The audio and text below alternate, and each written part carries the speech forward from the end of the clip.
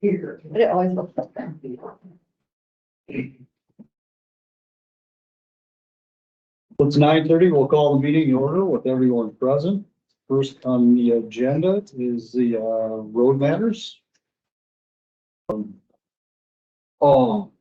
I guess first things first, our 5-year construction program and our road budget are due to the DOT April 15th, so we kind of need to approve it. Yeah, we need a motion to approve. Yeah. I've moved to approve the secondary road budget. Second. Go ahead, Mark. Okay. We have a motion and a second to approve the secondary road fund budget. All those in favor, say aye. Aye. Opposed, same sign, motion carried unanimous. Okay. There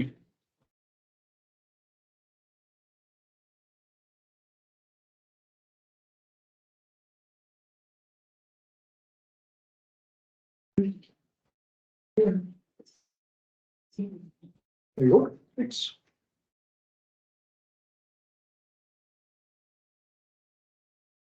Yes, besides that, I don't have a whole lot, just give you guys a few updates on our construction projects.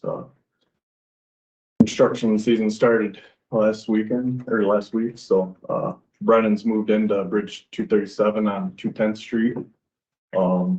They got that bridge removed last week and they're gonna start on the East Pier today. We'll start driving pile. I'm thinking it'll be about 2 months probably. Let's get that. Yeah, get that one done. It'd be a pretty quick project, pretty simple. Golf course road, Bruning moved in last week and they started removals and some The grading. west end or Yep, they got the B16 intersection done and the 265th, or some people call it Hungry. Morning, they're gonna work on the golf course entrance. That should only take a few hours and then we'll start on 253rd Avenue, that dead end. There's quite a bit of grading there. Next week they'll be in the city of Calmer, that portion of it. I went to that meeting on, was it Tuesday night in Calmer? Yep.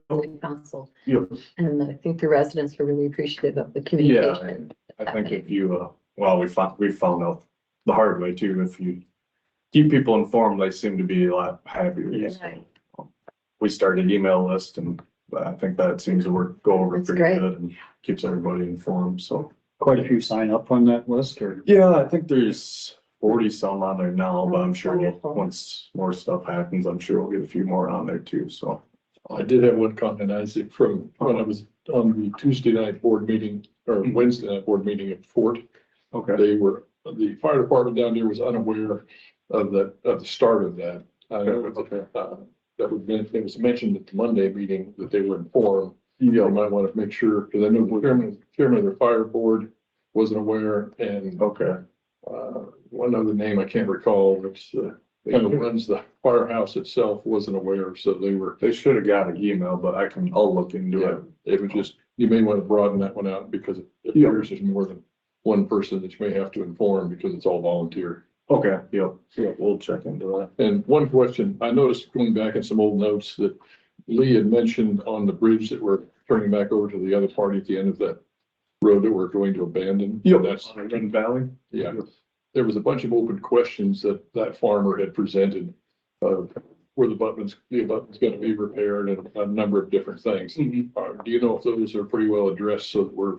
Yes, I know Lease responded to his questions and actually, so I just talked to him on the phone, Dwayne Baumler, about an hour ago on the phone. He just had one question of where we're thinking about where we're gonna be. We mutually agreed kind of a first spot. Talked to Jeff about it, just we're gonna vacate it. He owns both sides of the road where we're planning on vacating, so then we'll just make a turnaround for our equipment to turn around there. It sounded like both parties agreed to it. We're gonna talk to him again on Friday, just to go over thing again. How far are we before we start that project? I talked to Kendall Knospe of K Construction last week and he thought around July. Just wanted to get to that, so. Yeah, that project, I don't know, that probably shouldn't take too long to do. I'd say 2 months at the most, probably to do that one, but I think both parties are gonna benefit from this. I mean, we'll build this bridge, they get a brand new bridge. We're gonna get rid of a bridge. For $143,000, then get a $1 deal. Yep, can't beat it.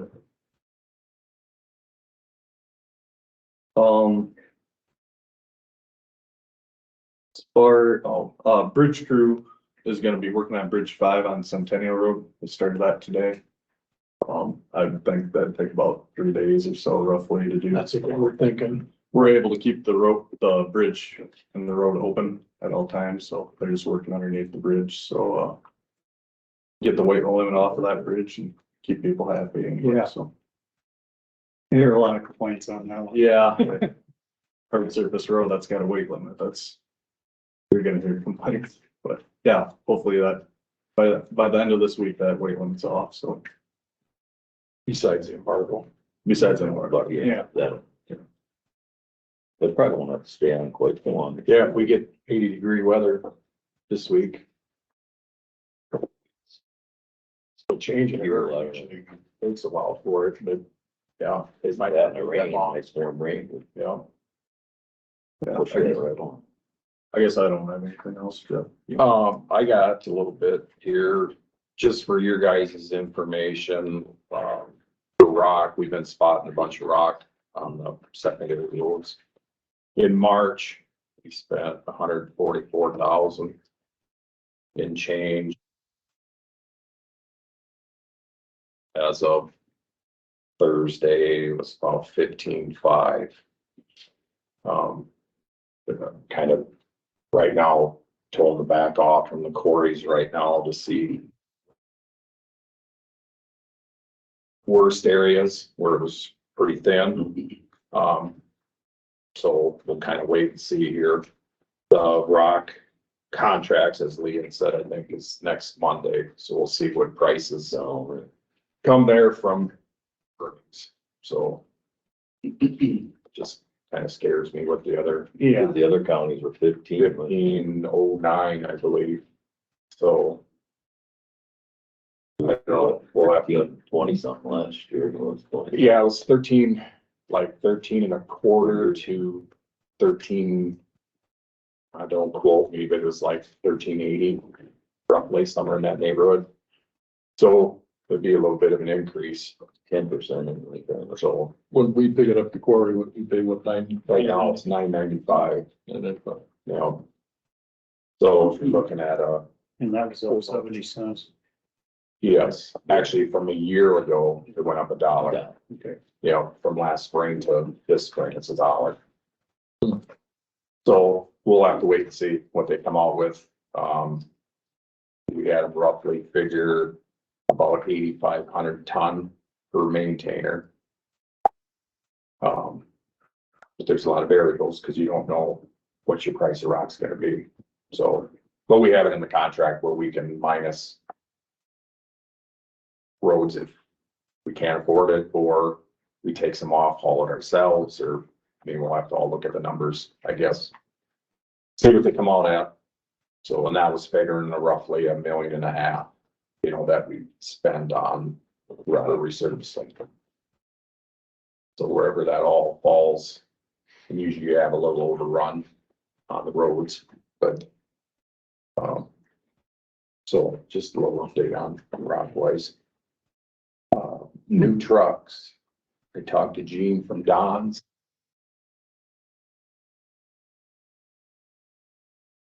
Possibly they'll have one done this week. So, which is good news. So we just about 2 years. Is that the single axle one? No tandems. They did the tandems first just because we ordered 3 of them and 1 single axle. So when they get the truck in there, then they build all the brackets and everything for the 3. So once that first one comes out, he thought like this week, it would be done. So we just gotta talk to Truck Country and see if we can get it or how we gotta work that, to get it in the fleet. Cause I thought Lee was saying the single axle was gonna get done first before the spray patchers, but. Yeah, and they flipped it. They wanted to do the Okay. 3, and that's their choice. I mean, Yeah. it's probably quicker the way they're doing it to get the 3 out, and we can, basically that 527 is the one for the patcher, and we can use that in time, Oh, until we trade it or sell it ourselves. sure.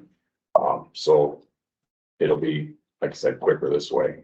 Then we just gotta kind of figure out, we were originally gonna trade them, but after the surcharge and another surcharge, I told them they're gonna have to sweeten the trade-in price before otherwise we'll sell them ourselves.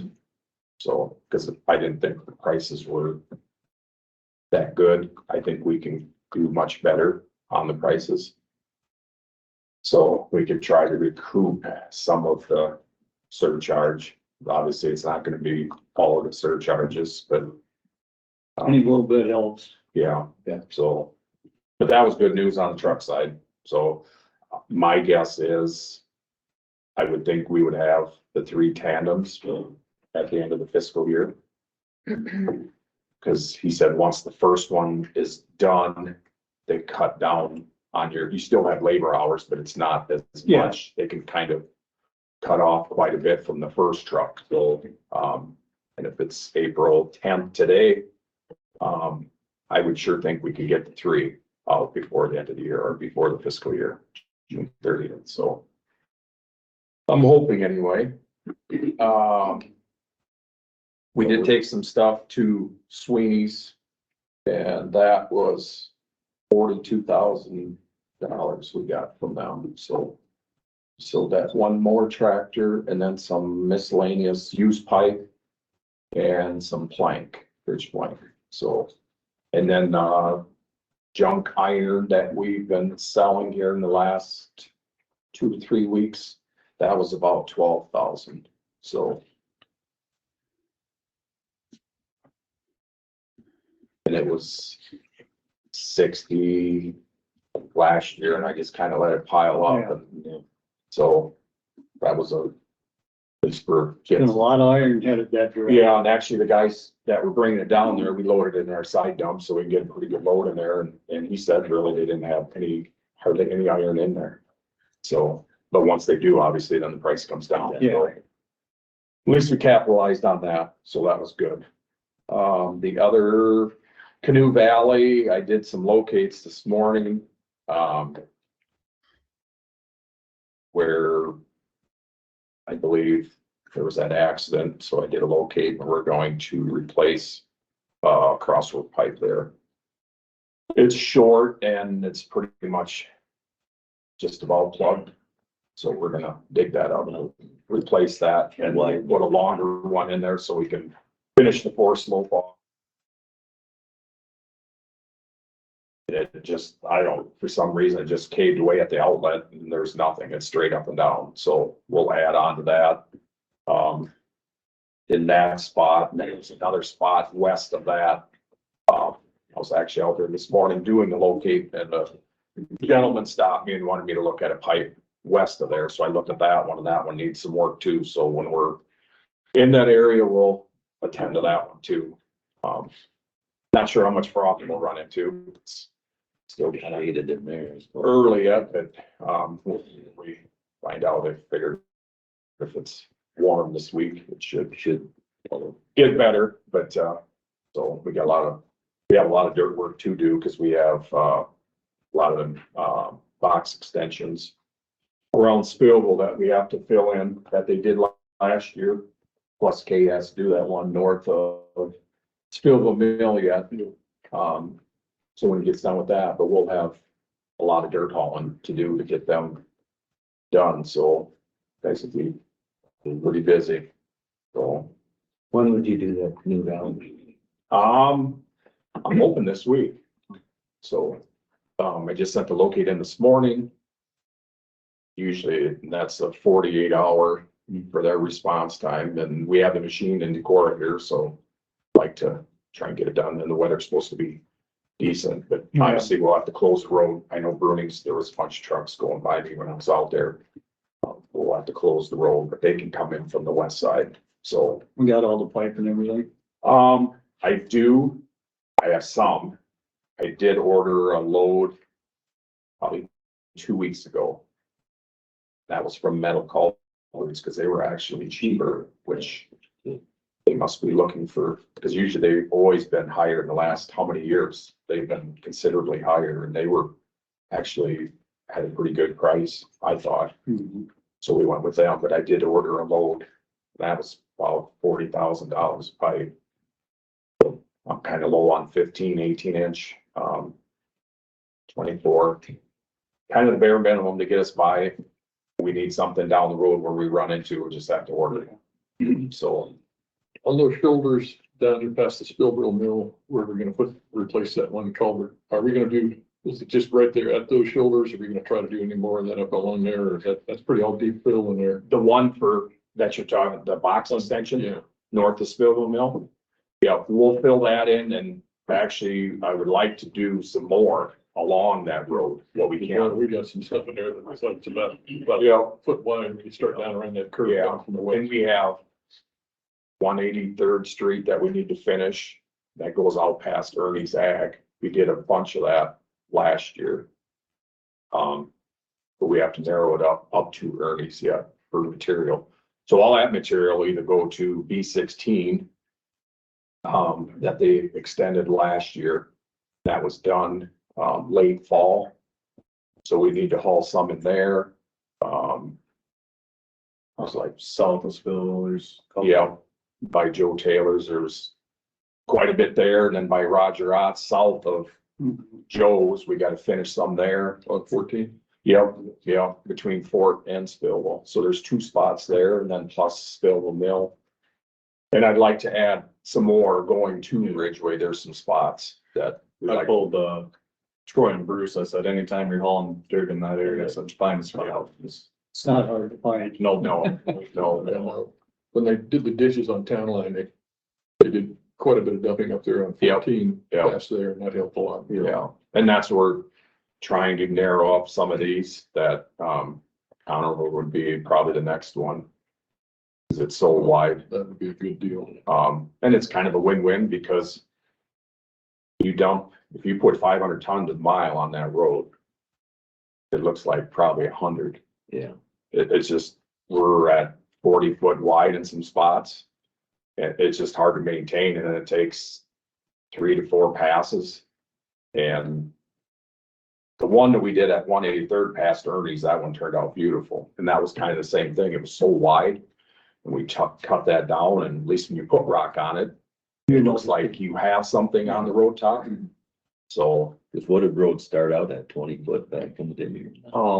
they probably weren't much more than that. Well, we designed to now is 28. 28. Yeah. Is there any objection from any of those farms along Conover to pulling that in, or they're just gonna be happy to see that road? I'm sure. Well, you might have a little opposition. Just for the fact that, We're doing something. well, no, but probably thinking that it should be a hard surface. Yeah. But I guess that's, Well, I could see their argument for it, but Right. we know it's not gonna happen. but yeah, I mean, that's kind of your choice too. If you tell us not to do it, we won't. But that road get 40 foot wide, it all comes to the center. I mean, it's just, It's too wide. It's too and you wide. look at the conditions of our current hard surface. Yeah. I guess my opinion, I'm pretty reluctant to add anymore when we have Can't take care of what, or a lot of work to maintain do what we got. And on the ones, but That 183rd that we narrowed up, it was right around 40 before, we narrowed it up to 32. yeah, about Yeah. 30, 32. I mean, it's still a wide, nice wide road. Yeah. I think it looks really nice, you know, when you drive it. Yeah, and it's sloped nice. I mean, it's just safer really for everybody, and it's more manageable. So, like I said, it's kind of a win-win. So. Other than that, I don't have anything else unless. So the rest of the salt come in last week? Yes, yep. So we are full on for the locations, and actually, now that you brought that up, the hoop building, that one will be going up in Locust here. Wicks had a window, but we still had rock ice control pile there yet, and they had called me that they actually went to do a big project. I believe, it was an ethanol plant. They had, for 1,600 yards. Oh. So that kind of super. Yeah, what we need Our looks little pretty project, tiny but- compared to that. So I talked to Brad and they were gonna try to get someone in here to start on that. So we kind of have it. We're gonna face it to the west, just kind of looking towards the future when a new shop is there or Yeah, gonna be built, just so we're trying to get it all placed. The lot looks big now, but we put a new shop in there and eventually it's gonna shrink the yard quite a bit. So we kind of got to figure out where we're gonna set it in there and, but that one will be put up here. We'll have that up this year. So that one will be ready for fall. So, cause before they were coming to Decorah to get material and haul it up to Locust, and now at least like the salt will be delivered up there. So that'll work out a lot easier for them guys. How long's it been since that fill was put in up there to cure out or? last year. Last year, but most of the hoop building, that'll be on solid ground. It won't be So we're on, not out there in that fill, no, cause no. that's a pretty deep fill. Isn't it? Yeah. How- Yeah, and the worst was to the south that we put in. But most of this building will be on, and we had the rock pile on there for compaction over the winter. So that should help too. Part of it will be on some fill. So we had 4,500 ton of rock in that. So there's quite a bit in there, so So it's it probably cured it out some. yeah. Yeah, cause that's how deep do you think that fill was out there at the worst spot? Oh, we hauled a lot of loads. We had like 1,000.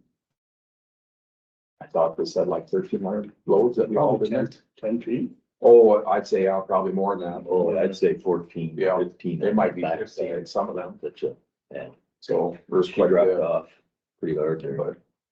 but it'll shape up nice to when we do get to that point. Yeah. To do, but, As long as we keep curing it out and pouring weight on top of it. you know. So, yeah. Other than that, I don't have anything else, unless you guys have any questions. That bridge on, Centennial Road, when's that supposed to be replaced? Next year. Next year, yep, So this is for a year. yeah, temporary, yep. Get the weight limit off of it, keep people happy, and next year, yep. What are they actually doing? They're cutting off pilings that are underneath? Nope, actually. We're taking old CMP. Like put some rebar and stuff in there, but then we're pouring concrete to strengthen it up a little. Mhm. Access a form, I guess. So next year when that gets replaced, is that, you're gonna raise the elevation of that bridge so you don't get that? Slightly, yep, it'll be longer too, I think it's there now, it's 50-footer, I think it's gonna be 110-foot beam.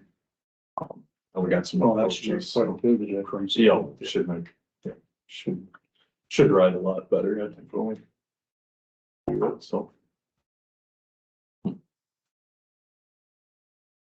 Anybody else have anything? Thank you, guys. Yep, thank you. It's John. No, I thought it was. I think what I'll do is get Ben, sign this, and then you'll get it, close that, and mark it down, and so we have it once. Sounds good. What do we have for consent agenda things? Consent agenda, we have recorder's monthly report. We have the minutes from last time around. Claims, which you've already looked at. I move to approve the consent agenda. I'll second that. Dan, yes. We have a motion and a second to approve the consent agenda. Is there any further discussion? If none, all those in favor say aye. Aye. Those opposed, same sign. Motion carries unanimously.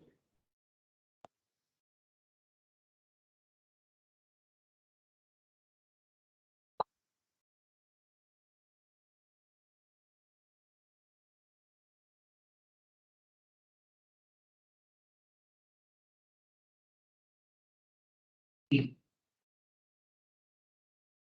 we hear more on the roof deal? Thanks, Peter. On the roof deal, here's where we're at on that. Yeah, Andy still has his letter out to Carlisle and I don't want to, when he get, well, yeah, we'll on it. When he comes in, you'll want to ask him about that. However, the contractor, Building Restoration Corporation had a scaffold up. There's a few little areas that needed to be attended to where the scaffold sat and shifted a tiny bit. So Brent Formanek of Brent Building, the original contractor, the general contractor for the roof, is gonna bring his own guys in to take care of that. So it wouldn't surprise me that he's also gonna take a look real close at the area in question, which is one, Steve was up there and saw it, one small area by the scupper over here on the southwest side. But nonetheless, Brent Formanek will be up there doing stuff, so hopefully all this kind of comes into play while he's here. We don't pay for that, they pay for the BRC pays for what he's doing right now out of their retainage. Just stuff that they need to get corrected. So, but the other part, let's see what Andy can say about. I don't know where that's at right now. I see the emails, it's been Bethany and Andy working on that with Carlisle, but my layman's opinion is Carlisle's product is an excellent product. I think you have to go back to the sub. But I think in terms of sub, they'll probably be the general that stands behind it. Those handrails over here on this west side out here, don't we have, that's already been completed, those repairs? Yes. Part of this contract? Yes, yeah, that was completed. There was a step in there someplace. I always come up from this side, so I never really see over there, but there was last year, Wix did some work over there on the sidewalk that goes off west to the street. And then there was a piece of slab out on the main slab, but there was a bad spot. They cut that out and redid that. So that part is done. So we're just, what's left is what they're doing right now. I see that as I mentioned, they're finishing the upper tier. I noticed yesterday I drove by there and it was all formed up, so it shouldn't take them too long. The cure process would be the long process, and then installing the handrails, modern handrails that will be down both sides, so it'll be stable. I would imagine I'd have to imagine by May 1, this should be completely done, and people coming up and down the steps. It's our raining on us or something. Yeah. Dan, I had a question to Dan Marks about that front entrance that we closed off. Yes. A couple of years ago. And he saw no reason, nor did he see any reason why the court would have any question as to that being open. In fact, he even mentioned that it might be better because right now we have one public entrance and exit. And if we have some kind of an issue with an active shooter or something else, that then kind of confounds things. Well, on the first judiciary district, it was pretty much a trade-off. Either you lock these doors. Now you can egress is possible. You can go out the east door, you can go out the front steps, you'll sound an alarm, but you can't exit out through there. You can't come in. So what they had indicated was it was either you have that where you have one point of entrance or you have somebody up here, a deputy, which I don't think he would, nor would a deputy want to be here all day. That would be a tough thing. So that's kind of where we're at on that as to how we would go about changing that, being that we host the court systems. I don't know. That'd be a question for Andy. I'll check with him because he didn't seem to think that was the issue any longer. Maybe that would be something to bring up at the security meeting. That's true. We could certainly have a security committee meeting and we could discuss that. That way we have Andy and Dan right there. And then we would also invite either Benita Gossman or Judge Laura Parrish to attend in. And then we can discuss it further there. But because if there is a way we can open that up, it adds to the beauty of what we have at the courthouse, and not being able to use that front steps is, if it's possible, I think it's worth exploring. yeah, years ago, outside of our memory, the two east and west doors were locked. You came through the front. That was how you got in here. You didn't really ever see the lower part unless you had to actually had business down there. All right, well, it's 10 o'clock. Next on the agenda, Sarah Wennes, Riverview Center, proclamation for Sexual Assault Awareness Month.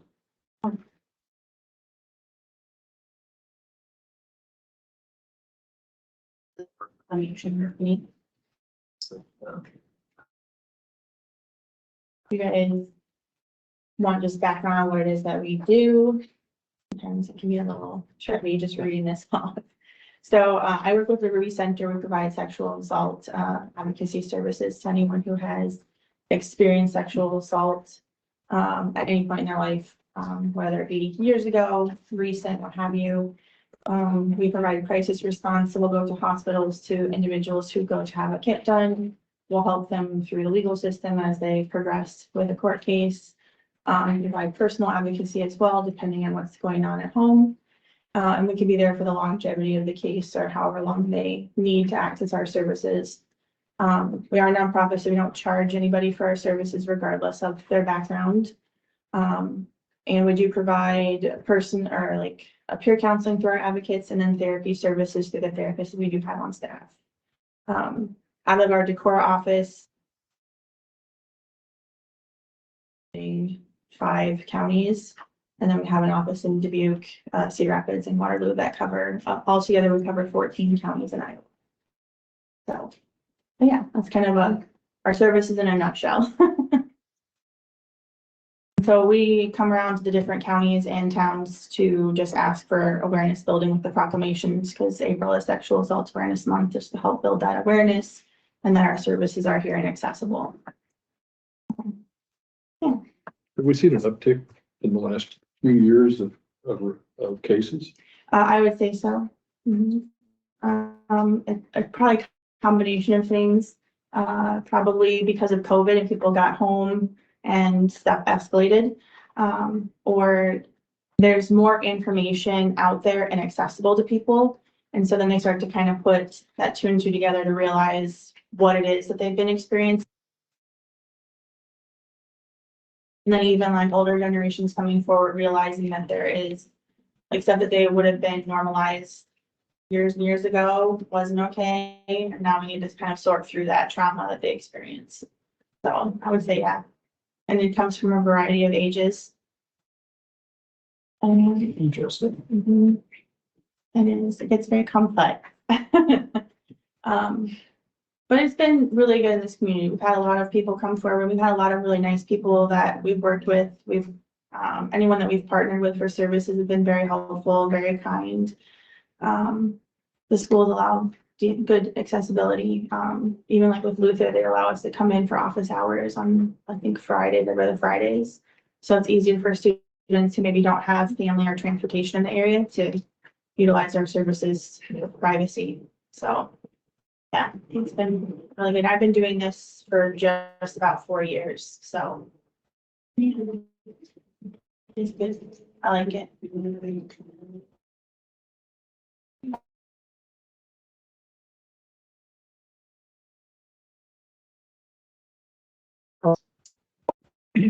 Takes a special kind of people to do certain types of work. So when you find that niche, you just kind of stick with it. You got that fundraiser coming up too. We do. We have the Evening of Light and the Luncheon of Light. So we do that every April. The Evening of Light, we have one in Dubuque, and I believe that's the 20th. If that's Thursday, I'm not positive, without looking at the calendar. And then we have a Luncheon of Light in Cedar Rapids and an Evening of Light in Cedar Falls. And so we have one of the, I should have brought it with me. We have one of the gymnastic ladies coming from that Larry Nasser incident. She's coming to speak at all 3 of those this year. But yeah, we do that. Tickets are on sale. You can even make donations. We're taking donations from local businesses if they want to have something for our raffle, because we do a raffle. And we'll put together baskets. I know in the past we've gotten one, we've put like a Winneshiek experience basket together in the past, and we've had pieces from different local businesses donate something, and then we put it all together and then we raffle those off. So Yeah, it's usually pretty informative and interesting. We get some really good speakers that come out and talk. Like last year, we had 4 ladies come who had spent a number of years in captivity and then was freed. She came and spoke, and I'm forgetting names right now because we can get put on the spot and you can't remember names. But she was real sweet, very, very nice, and it's a real short trip for them because they come maybe like the day before or the day of, and then they do that evening, then they do the lunch, and then they do the evening, and then they might fly back home like the next day. So it's real, but they've always been very, very understanding, accommodation, very sweet, very, very nice. And then provide some pretty hefty information.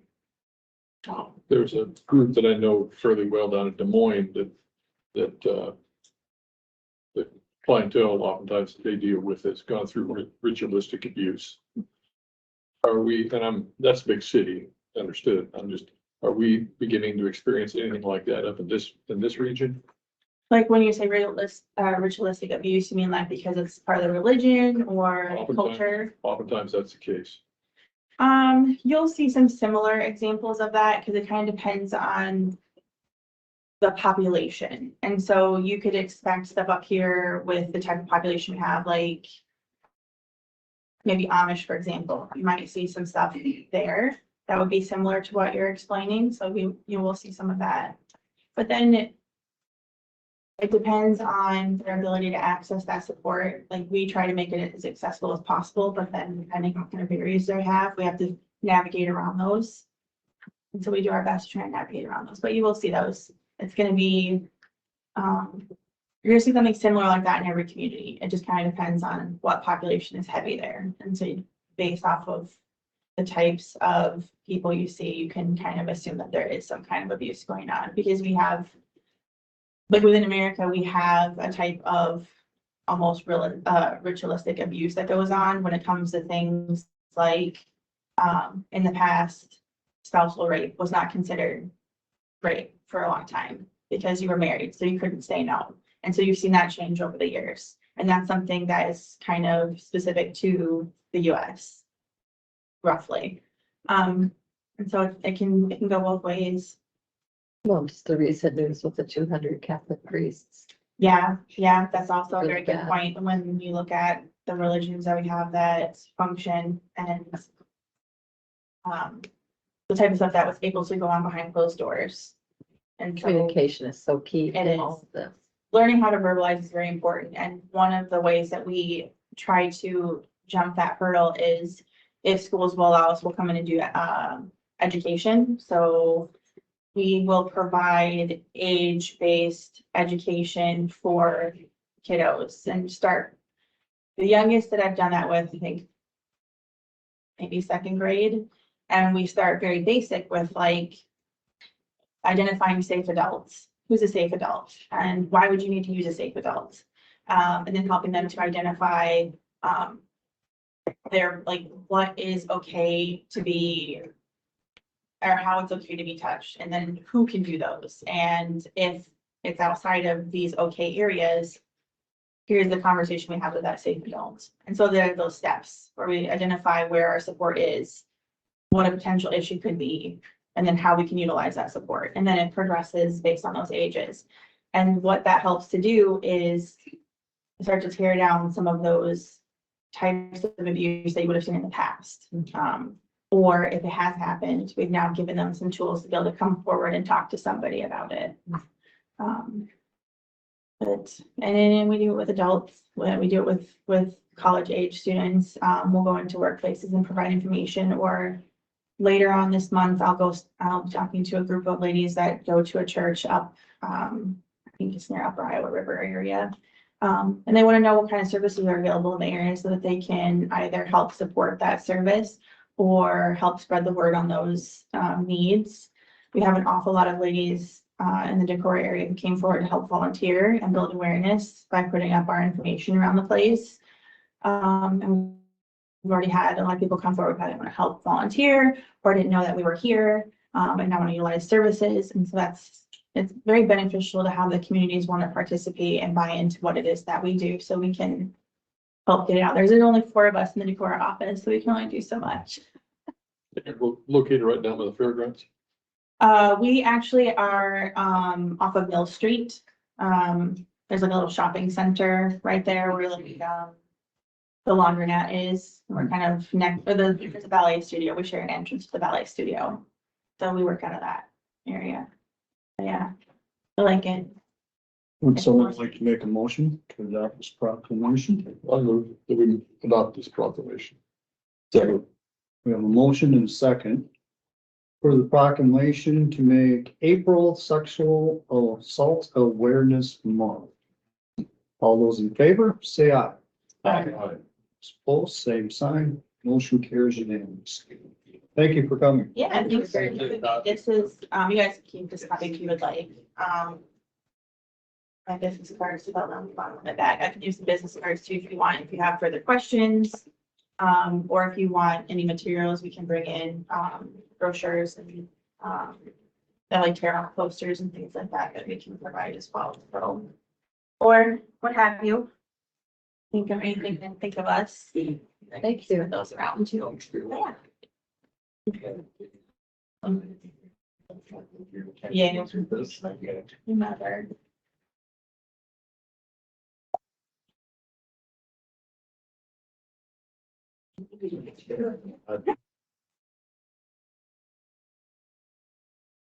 Good business.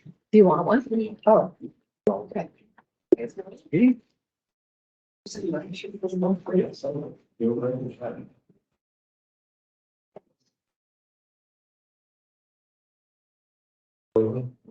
don't mind.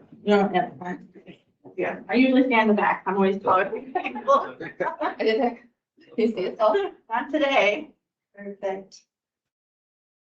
Thank you, thank you. Thank you. You guys have a wonderful day. Thank you.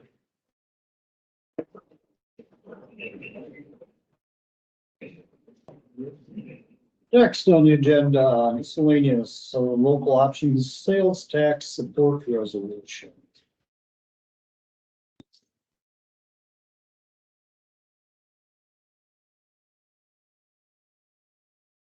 Do we know what the latest is on the status of that bill under the morning?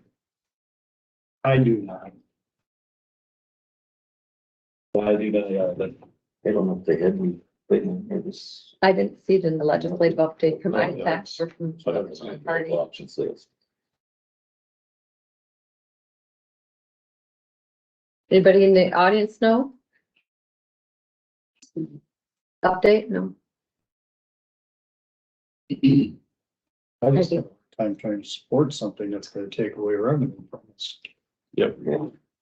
I mean, even if it's only 3/10 of the cent, it's still 3/10 of the cent. Yeah. We only get one. Take away 30% of it. That's my Yeah, personal opinion. it's going to other state projects and taking away from county revenues. I know ISAC, the Iowa State Association of Counties, was against that legislation as well. For the same reason. Table that. Do we have more information? No, I think it's fine to pass the resolution. It's saying that, We were against Against it. Yeah, even we do not want to go with the bill as written, that would take it away from us. So if that's our resolution, I'm completely behind that. you have a copy of the resolution. I have a copy of it right here. Should read it.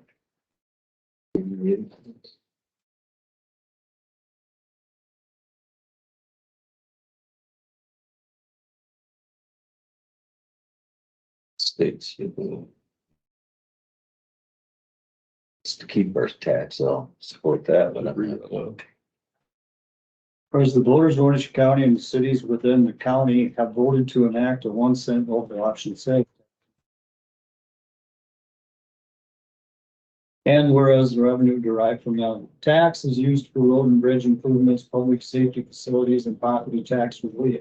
And whereas the residents of Winneshiek County have grown to rely on these revenues as a means to reduce property taxes. And whereas the 2023 legislative session has seen the introduction of Senate File 550, which proposes to convert the local option sales tax efforts into a statewide sales tax and impose the local option sales tax in every jurisdiction, thereby triggering constitutional amendment to require an allocation of 3/8 of a cent to the Iowa Water and Land Legacy Trust Fund. Whereas Senate File 550 proposed to backfill revenues lost due to the proposal, there are concerns of the legislature ability to continue backfilling revenues, and whereas voters trust sales tax or not to do so, and whereas voters across Iowa who have voted to utilize the local option sales tax have approved revenue proposed statements, and whereas Senate File 550 also sunsets these provisions on January 1, 2025, after which no jurisdiction will have the authority to take either a lost option sales tax proposal or revenue purpose statement to a vote, essentially deleting the local government's ability to have local option sales tax. Therefore, be it resolved, the Winneshiek County Board of Supervisors would like to express their support of the current local option sales tax. The current law best represents the interest of voters and further the reduction of property taxes, which is a common goal of the county and Iowa legislature. The Board of Supervisors unanimously supports the Iowa Water and Land Legacy Trust Fund. However, Senate File 550 as currently written would not only strip the county of control over local option sales tax revenues, but would effectively disregard the will of the voters.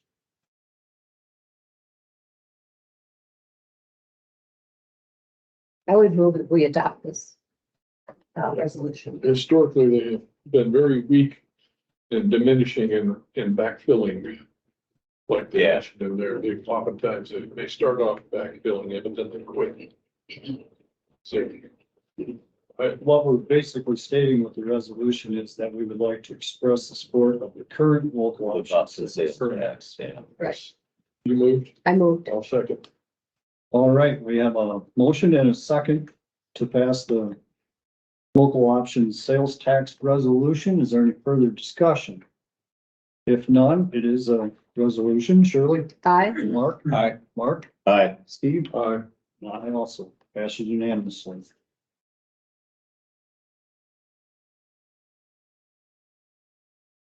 And we all have to sign it.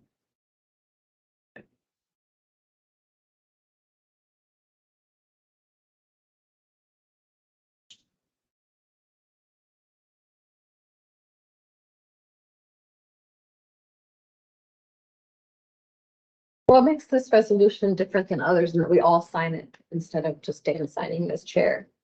This one, you're informing the state legislature. You're informing the state legislature as to your intention. Therefore, all. Thank you. Next, under the miscellaneous farmland lease, set a public hearing and bid process details.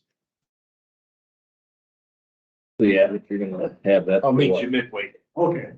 Tony, I'd like a copy of that for my mind. I'll just do it after the meeting. Then here's the, what you're working on next. I'll copy this. Yeah, later. It's fine. This is setting a public hearings, all this is gonna be. May 8th, ain't it? Yes. 10:30. I believe she's right there. Upper text, somewhere there. May 8th, you stated. Mark? Yep, What time? May 8th at 10:30. And then the second page, is the bid process. Process or whatever, yeah. Stop up and put your bid in at the auditor's office. Acres. Preferably sealed and, Yeah, once in a while we get somebody just hands you, so it's like, no. that acre amount is a little more than that. I think it's like 12.01 acres. Instead of, it's more or less anyway. So, probably do this in two different motions. I think in one, because you're just, Setting a public. you're setting the public hearing. Okay. And then later, I mean, you already got the, was there, have you already, it didn't. No, we didn't really do the bid process, no, so we'd probably have. Yeah, why don't we do that bid process if you're. That way you come in as, I haven't been to one of these in a while, so I don't know if you did the bid process, figured that out yet or not, so. I would have to imagine you all saw the bid process, so if you're in agreement with it, then we'll do two different. And you went up to the. Yeah, so I'll take care of. Do we have a motion to set the, I'd move to set the public hearing for May 8th, 2023 on the land lease at 10:30. I'll second that. we have a motion and a second to set the public hearing. for Farmland lease for May 8th at 10:30. Is there any further discussion? If none, all those in favor say aye. Aye. Opposed, same sign. Motion carries unanimously. Since there is, you say there's about 12, and this says 10.3. More or less. More or less. It's 12.01 is what it shows on the map, that I looked at. I don't know why they.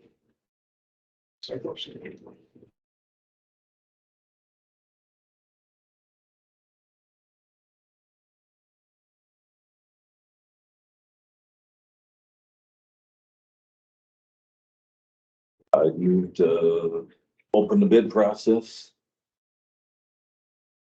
Second. We have a motion and a second to open the bid process. And that's to take your sealed bid Bid. to the auditor's I think office. they gotta be turned in by May 5th. Yeah, I'd have to look at that for the actual. I think it's date, but that Friday before the Right. May 5th. Sealed bid. And where do we post that?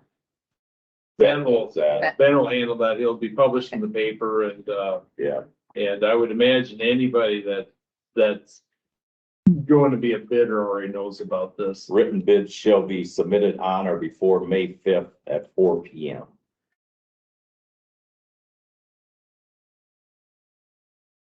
All right, we have a motion and a second. All those in favor say aye. Aye. Opposed, same sign. Motion carries unanimously. May 8th, 10:30.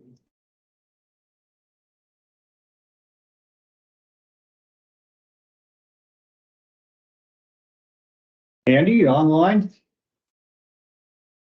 Anywhere. No, he's no. Andy Van, See, maybe he's running out. Do we have to list that we approve the provision that if they so desire, they can put it in the CRP program? a 3-year or 11-year, whichever one you want to bid it in. Have we formally said that we give permission for the 11-year lease to go?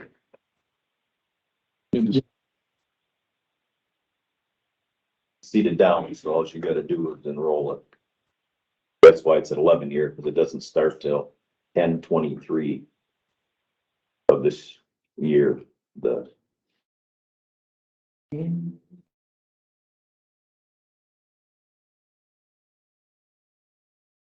Maybe he took a vacation and didn't fill us in.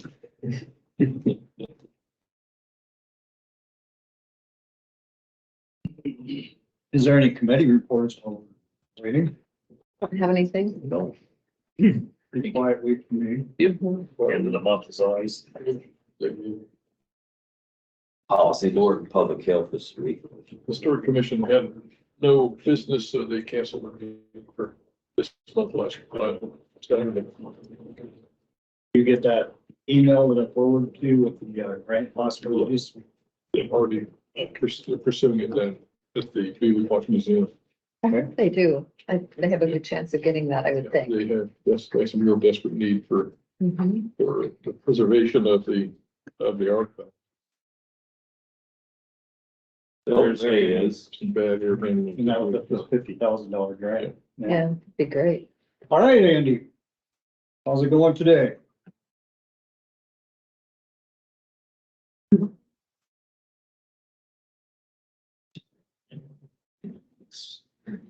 Can you hear us, Andy? He's going to get help. There you go. This is how we gotta put them on your ears.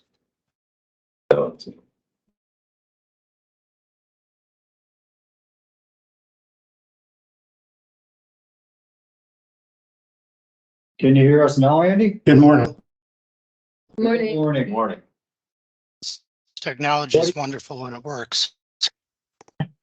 Yes, it is. What do you have for us this morning? I don't have anything. I apologize. I'm getting on here a little late. That's okay. I think we've just briefly discussed it before. Do you have anything new on the roof on the courthouse or? I think I copied you on a letter I had sent to the company providing the warranty. I received a message back saying they're referring it to legal. They'll get back to us. So that's where we're at. Okay. Does anybody have any questions for Andy? No, I don't. Well, it looks like it's pretty All right. short and sweet this morning. Good deal. We'll talk to you Thank you. later. Yep. Thank you. With the water damage that's happened because of that leak, is anyone covering that or is it ours? The water damage was in the southwest office that is, I'm not sure who's in there. That's the court areas. They determine who's where. Last I heard, there was public defenders in there. Now, the water damage did cause the bit of the plaster to drop. That has been corrected. It's a real isolated. If anybody wants to go take a look, I'll show it to you. Steve's seen it. And it's an area where there's a catch basin. It is near a drain, but it's not something that Casper did. This is definitely, as Bethany discovered and a forensic roofer proved, it is due to the membrane, the Carlisle membrane. Now, Carlisle, we have to remember, sold us the product, and the general contractor retained a subcontractor to install the roof. That subcontractor sent somebody out to Carlisle, Pennsylvania to learn how to utilize this product, which is a chemical bond weld when you lay out this membrane. My speculation is they started in that corner and they got better as they went around. It was the first time. It was the first time. And the roofing, the thermography of the roof for the water pretty much shows the same thing. Yes. Yeah, and Steve's seen this very detailed report from the forensic roofer. It's a very isolated area. The courtrooms are not affected as they were at one time. That was an ice damming issue there that caused all that. Plus, just over the years, unattended, where the roof just leaked in various places. Hence that lowered ceiling just to kind of, well, we're just going to hide this. And that was something a long time ago. Nobody around here even remembers when that went in, and there's definitely no documentation. That's where we're at on that roof. It's a one little area. And then the wall riglet issue is probably more of the general contractor's issue, or actually it's the roofer improperly either he used the wrong adhesive or installed them improperly, where we've got some of the roof, where the roofing material is coming up the parapet walls. Yes, that was something that was probably just the roofers themselves. Just this was whatever they didn't do it right. Didn't do it right. It was I mentioned to Steve one time, we took a look up there. This was a big project. This is the first time this particular roofer ever took on something of this scale. And there was a couple days up there. I know some of these guys are heat dazed. Somebody who lives nearby over this way said they saw somebody almost fall off the roof. And they were staggering around up there, 95 degrees. But nonetheless, the vast majority of the work was done correctly. There's a few areas where there needs a little bit of attention. Fortunately, Bethany Jordan, Martin Gardner Architecture, has been your guys' advocate. She is fierce when it comes to not doing stuff correctly, and it will get done. It will get corrected. Mhm. All right, it's 10:30. Next on the agenda, John Beard, questions from citizens. Yeah, Judge Beeghly is asked, and with your permission, we would just swap next lots, or that's something that you. Yeah, I'm fine with that. Okay, yeah, then. Maybe, maybe I could have you hold up some pictures for me.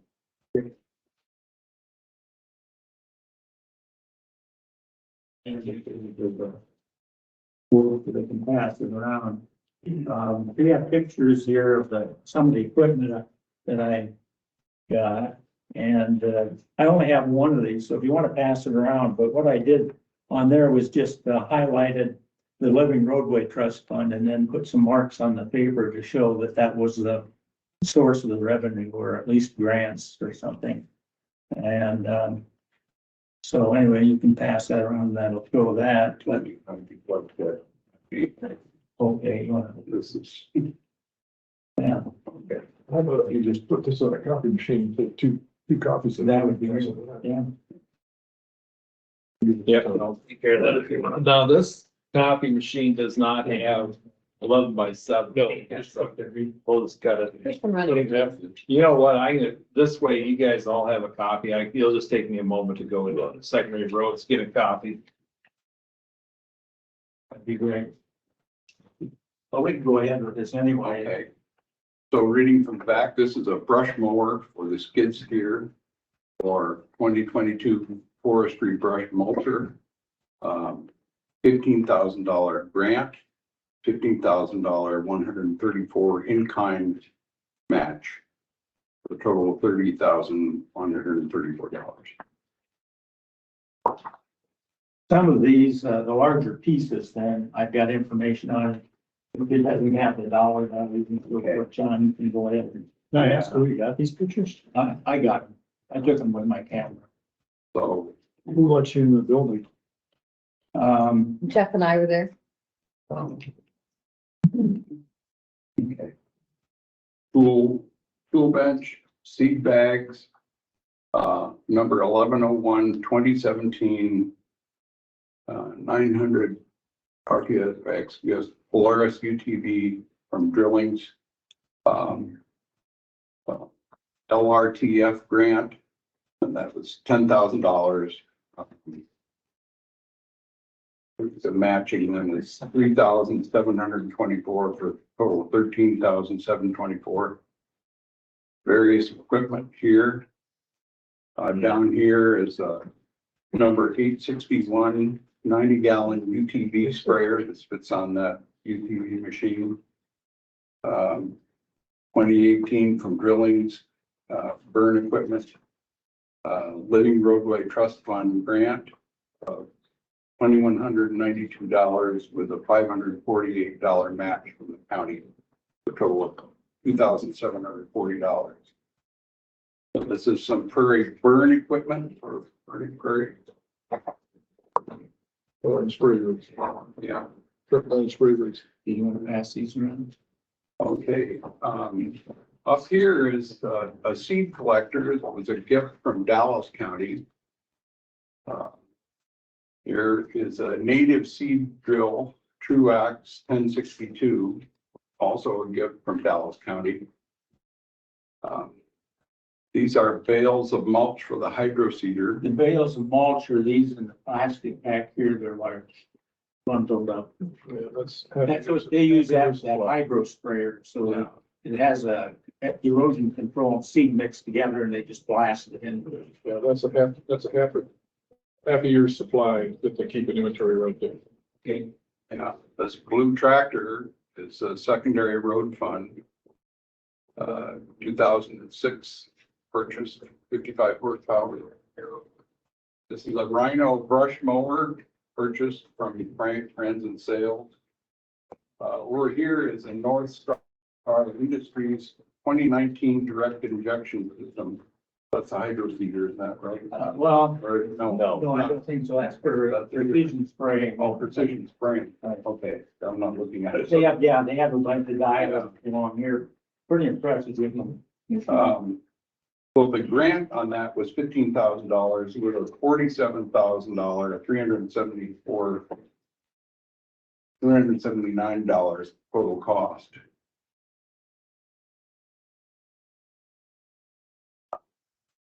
All of this up here is various fire equipment items purchased from Mower Power.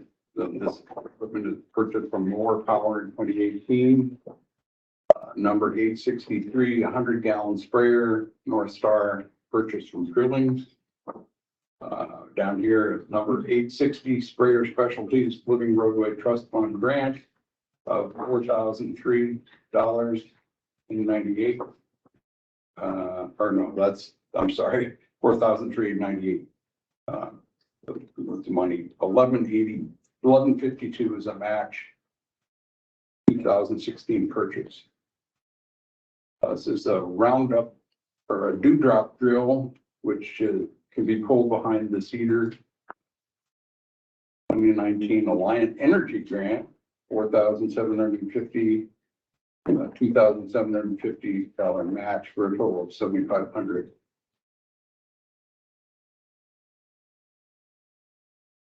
Here's another small cedar.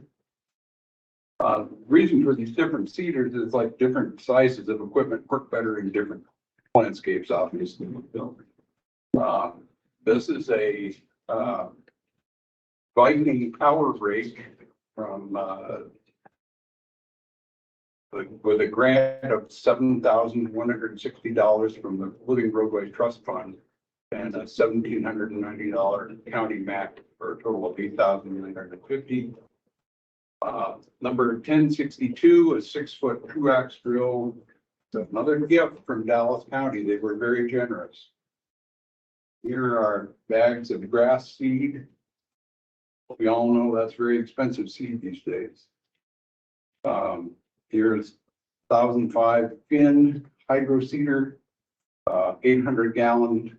This is an impressive piece of equipment. You can, when we lay bare sections of ditch, we can get out there with a hydro seeder and have seeds germinating and up in a matter of days.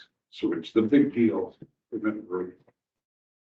was bought in 2017 with a Living Roadway Trust Fund grant of $24,000. We matched that with $31,890 for a total of $55,890. This is a seed harvester. We're harvesting our own seed. Also a gift from Dallas County. This number 1062 2-axe drill. Also a gift from Dallas County. I think I can probably get the rest of them. Thank you. This one here, I think the main points with this would be here. These are some other bags of seed that are located in a different spot. There's a couple of bins here that are used for mixing the seeds together when they come. They're individually packed by species sometimes. So they have a blending thing for that. This, John already showed you a picture of that and explained it. But here's a look at the inside of it. And you can see the controls and so forth for the different equipment to run it. I don't know just which one was pulled behind that, but anyway, it's kind of impressive thing. The main thing is just to show the quantities. These are individual species in these bags here. This is some of the chemicals. This is another place where they mix. It's kind of in the same room where the bins are. It's for mixing and so that individual seeds, but this is all chemicals here and here. And so there's quite a lot of inventory sitting out there right now. And these are just kind of self-explanatory.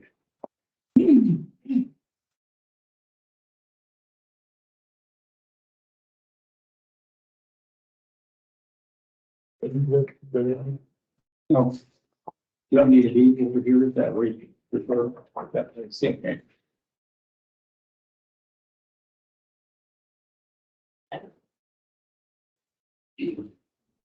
I've done a little bit of research on the program, the Integrated Roadside Management Program. It was created by ordinance on April 1st of 2019. And Corey Meyer was hired to lead the program. And I think Todd Gill, I don't know how long Todd's been with him, but I think he's still there. It's Todd. I'm working for the county longer than Corey had. Okay.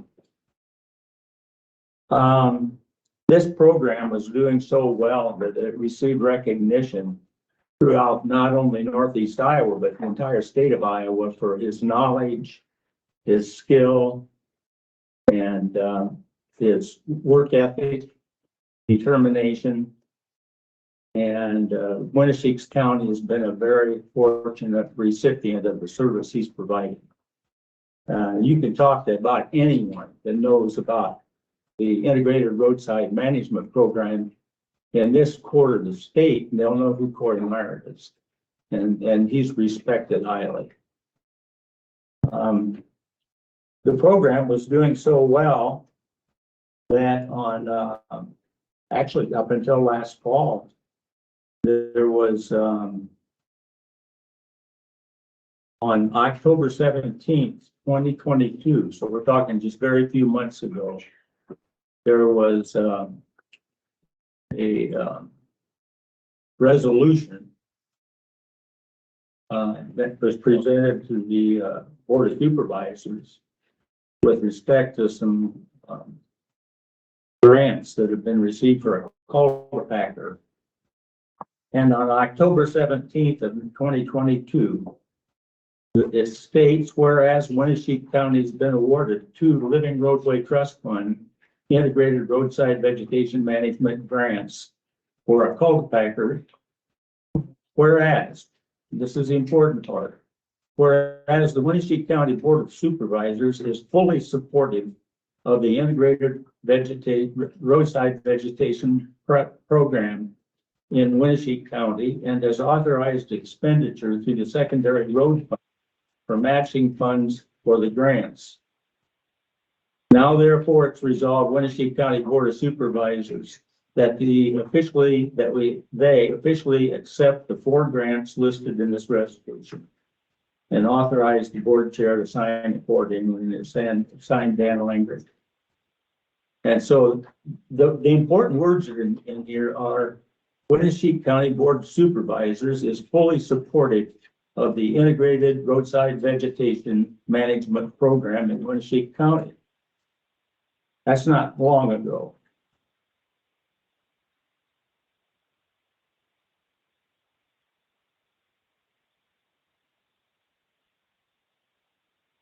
Fast forward, October, November, December, January, February.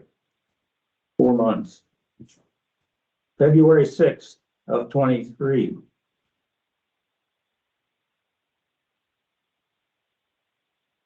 Corey Meyer, roadside manager, met with the board to give a program update. Moved by Vic and seconded by Kelsey to terminate the roadside management program due to funding concerns, effective immediately.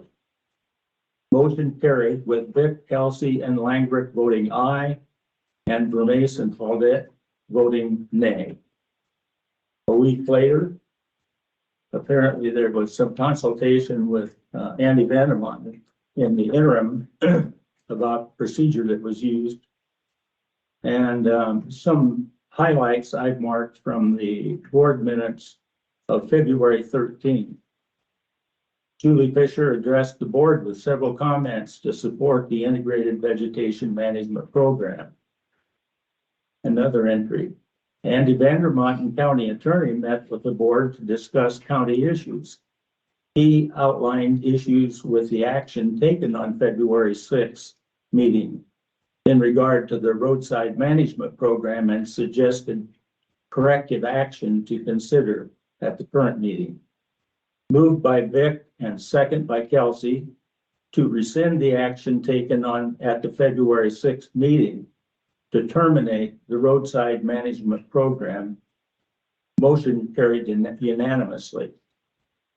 Moved by Vic and seconded by Kelsey to direct the county engineer to suspend incurring any expense other than wages and benefits for the roadside management program, except as required by law, until receiving further notice from the Board of Supervisors following the budget hearing.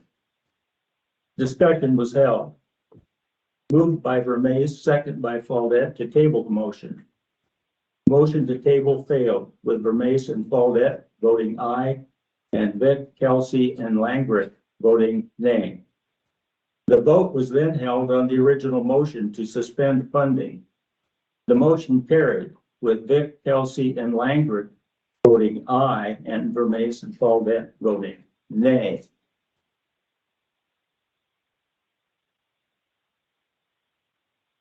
Lee Bjerke, county engineer, met with the board to discuss road matters. The board directed Bjerke to provide a report to the board analyzing the costs associated with maintaining the roadside management program in its current form versus utilizing secondary road department for the responsibilities required by statute. The report should also identify all equipment purchased for the roadside management program and include whether any grant money imposes a restriction on the use of or sale of the equipment. Also, the engineer's report should identify any current and ongoing projects of the roadside management program, the status of the projects, and the cost savings or expenses expected from cancellation of such project. The report is due before March 15th.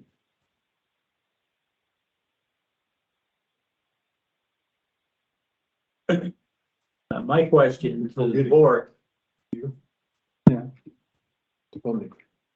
Not exactly the way it should have been with this. Yeah, my comment was, in the financial detail that we asked for, I don't recall getting the financial detail. We got a report from Lee, but I don't recall. Did you happen to see in your digging a report that, so you want to read that last sentence again? About requesting, the funding, the equipment, When Lee met with the board, Yes, and the board directed him to provide a report to the board analyzing the cost. mhm.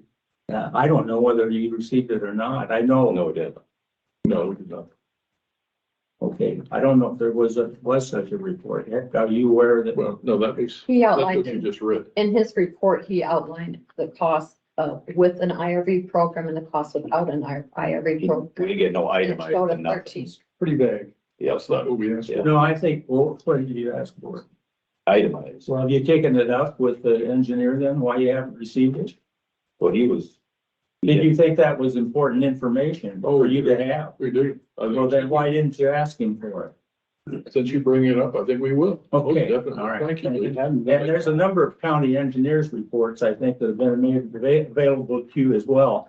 Every single one of them said in the long haul, an integrated roadside management program far exceeds it, or excuse me, it will save the county money in the long run. Takes a while for native plants to get going. But once they do, it's harder for invasives to move in. And there's the benefits of it in terms of soaking up I water. think we've been flooded with that information. And part of those reports do say that we do save money in seed costs. From those other That's counties. one part. Yeah, That's I'm right. sure it does. Okay, well, I think probably I'm close to using up my time, but do any of you know or have an explanation why the board went from where it was in October of 2022 to February 6th in 2023? Okay, I guess there's no explanation. Just the cost savings. I wasn't here, I'm sorry, but I wasn't here in October, so I really can't address that. That's right, you weren't. Okay, thank you. Thank you. Don? Questions from citizens? Sorry.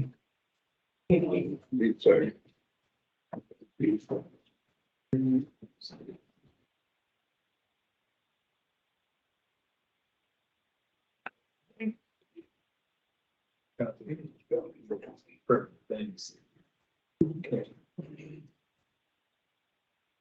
At a Board of Supervisors meeting in February, Supervisor Mark Dick read from a yellow paper saying that around 400,000 could be saved by cutting the roadside program. He said he would present supporting evidence after County Engineer Lee Bjerke delivered his report. Bjerke met that condition with a concise and thorough report that details the history of failed past practices before IRVM and the many financial and practical reasons for adopting the more precise and enduring science-based IRVM program. Included were supporting documents from many other Iowa counties. Bjerke and the public have presented evidence to support keeping the program. This evidence is very clear. The investment the county has made in the IRVM program will pay huge dividends, leaving more money for roads and bridges, not less. The public is asking, when will Supervisors Vic, Kelsey, and Langrick present their alleged evidence? It seems that doing so long before the public budget hearing would be a proper protocol. In a March 6th email to fellow Republicans regarding the roadside program, Party Chair Tom Hansen summarized information given to him by Supervisor Kelsey. He states approximately $400,000 a year budget with no accountability until now. Government's job is the needs of its citizens to maintain a civil society, not every little group's wants or desires. 18 miles of road ditch this year at a cost of $250,000. County has approximately 1,100 miles of roads that is over 60 years and 16 million to finish. Money better spent on roads and bridges, which are the main concern of the public. I think what you're quoting someone that has nothing to do with the Board of Supervisors here. Well, just bear with me, because this is, well, you know, this is part of the discussion, and the information that goes to the public needs to be accurate. So this is going to lead in, this is background, Dan, on, you know, what, and then there are a number of people who are concerned about this. At best, this is a deliberate misconstruction of the facts. The number one cause of accidents in Winneshiek County is a single vehicle running off the road. Collisions with trees always result in serious accidents and sometimes fatalities. Those same trees shade the road even in wintertime, and the persistent snow and ice that result require greatly increased maintenance costs. Given those safety and cost concerns, Corey was right to prioritize those roadways that were tunneled over with trees. Those trees have been cut and improperly treated up to 4 times in the past. Mr. Kelsey may also have missed the fact that many of these roadways, through long neglect or shoddy maintenance, a legacy of past program, now require a large excavator and other heavy equipment to clear these areas, understandably more expensive. Another fact the 3 supervisors should have remembered is that around $175,000 of the quoted $400,000 of the program that they cite was for a tractor purchase they unanimously approved. Also, they have dramatically underreported the miles cleared. Roadsides are an integral part of not just the roadways, but also of the entire county landscape. Could we please have a fair and factual discussion of how to manage them? Today would be a good time to do that. John, I recall that Lee Bjerke said that between 15 and 18 miles of road were done this past year by the roadside management program. So I don't know that anything's overstated there, John. Okay, so not all of the roadways cleared were measured in miles, Steve. It was Corey, in fact, measured a lot of it in acreage. But if you translate that into miles, but that's not what Lee said. I will agree with him. There was said between 15 and 18 15 miles a year. okay. I mean, that's what everybody said. I took 17 miles, you divide it into 1,100, you got 2,100 roadside miles on both sides. You divide that into that, you come up with, take 123.5 years to finish the whole project. Could I finish this, please? Yep.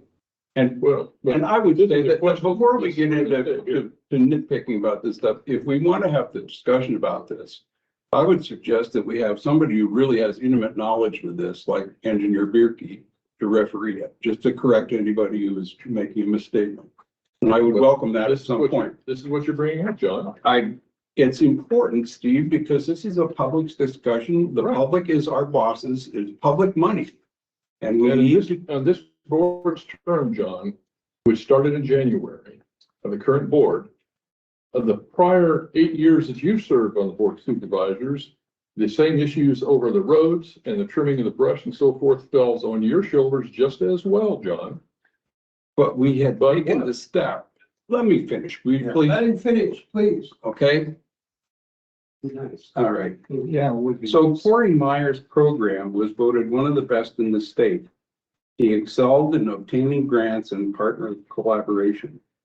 With his departure, an estimated $250,000 worth of equipment and supplies currently stored in the county's roadside program shed, much of it purchased with grants, leaves us with many unanswered questions.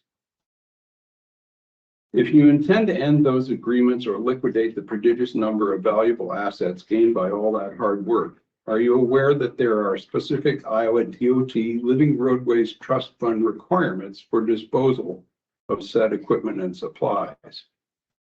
How much of the grant money and equipment that Corey earned for us will the county lose?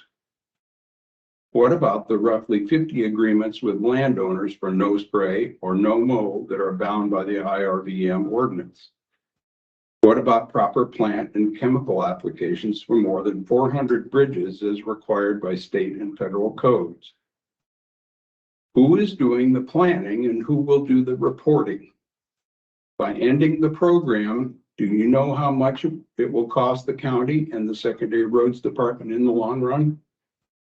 Who do you intend to assign the difficult task of untangling this mess?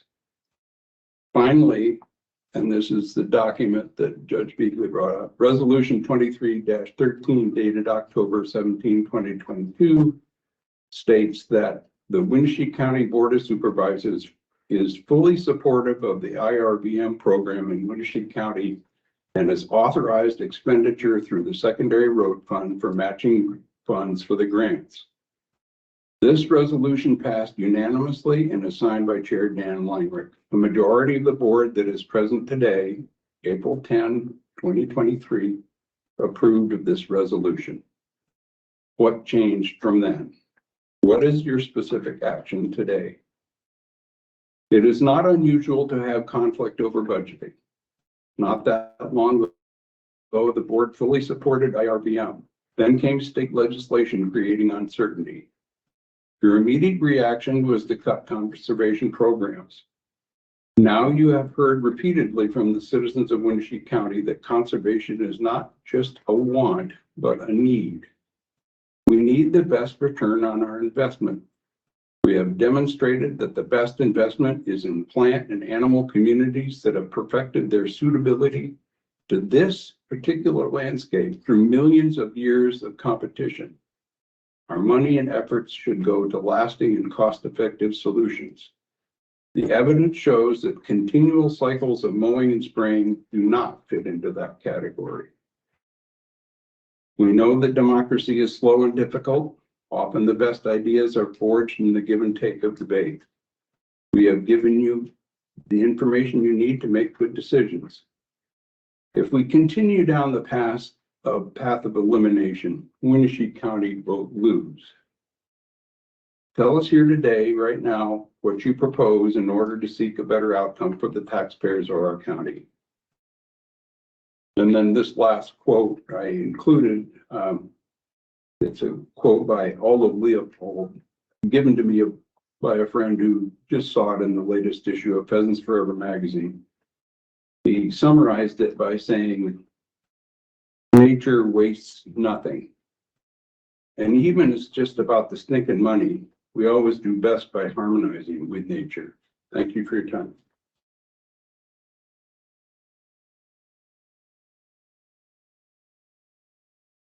That, document 23-13, if you don't have a copy of it. Right. I think for the community's sake and for employees' sake, we do need to, as a board, have discussions about what is the plan right now? Who's developing the mowing and spraying plan that has to be done? That maybe will be talked about when we get, John has, some questions in here, and some of these questions are questions that we asked our engineer, and he has unwillingly gave us the answers to. So once we get the answers we need, Given all We the can answers sit- we've asked for. he has not. He is not sure. I've got all the numbers. I know the answers, so I have conversations. Well, I'm glad Go you have talk them to all because he somebody. was showing just with you and not the rest. No, Why don't you You give me just the got numbers the then? you just got the list from, This is not on the, agenda for discussion That's today. not what we're talking about, Shirley. The list that. We'll wait till Lee gets back and We'll wait till- discuss these questions with him. that'd be fine. That way we can all get the answers at the same time. 'Cause Here's- they- Another copy of the resolution. And the minutes on the day that we voted unanimously. And attached to this is also the limitations that we are bound by on the Living Roadway Trust Fund on that $250,000 worth of equipment out in Green. Does anyone have anything else for the meeting today? I entertain a motion to adjourn. I'd move to adjourn. Second. A motion is second. Is there any further discussion? All those in favor, say aye. Aye. Those opposed, meeting is adjourned.